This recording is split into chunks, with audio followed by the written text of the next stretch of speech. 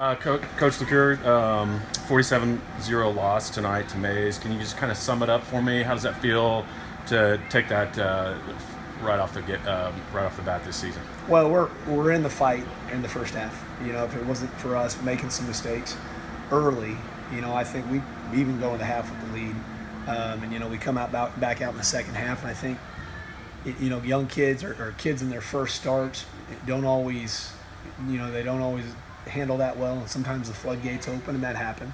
Mm-hmm. We let the floodgates open there in the second half. We'll talk about that first half. I mean, you had a couple of turnovers there, kind of costly. One, basically a 14-point swing. Yeah. But talk about how do you get rid of those? How do you stop doing that and kind of turn that into a positive? Well, I mean, obviously we'll work some turnover circuits in practice. I know on the defensive side we got to hit tackling. We were tackling way too high. Okay.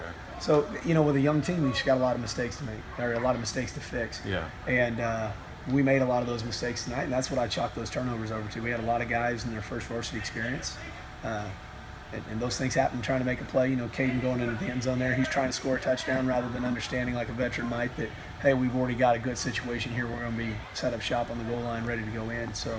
And protect that ball instead of maybe making something happen. So those are the things you learn after you've played a few games, and we just got to go learn those things.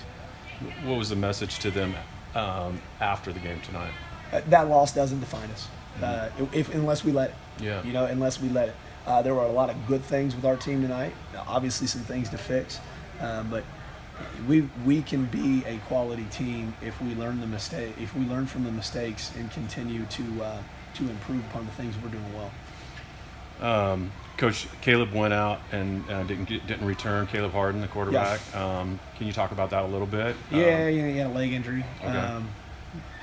I think he's having some difficulty with it. Probably some swelling immediately. We think he's fine and probably be ready next week. With where we were at.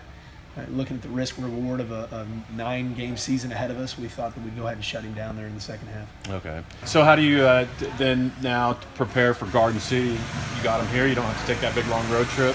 But that road trip turned out to be a pretty sweet one for you last year when you got your first win as a head coach.